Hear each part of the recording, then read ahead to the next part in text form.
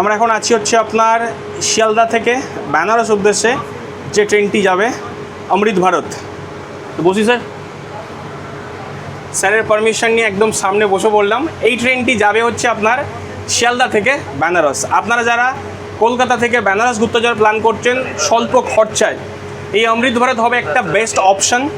ট্রেনটি যদিও আজকে ছাড়ছে সাঁতরাগাছি থেকে, বিকজ আজ ওপেনিং আছে 18 তারিখ।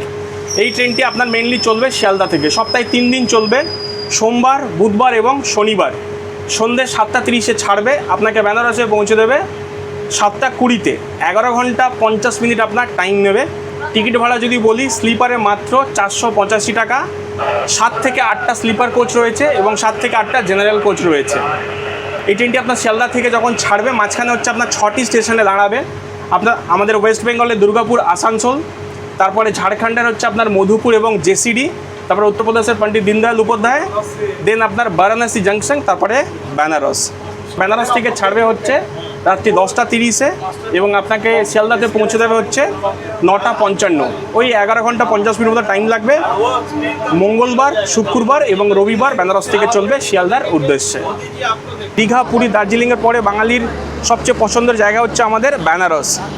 বিশাল সংখ্যক মানুষ হচ্ছে বেনারস যেতে পছন্দ করে। আর এই অমৃত ভারত হবে স্বল্প খরচার একটা দারুণ অপশান, যার আনুষ্ঠানিক শুভ উদ্বোধন হচ্ছে আজ সাঁতরাগাছি থেকে 18 তারিখ 2:45-এ।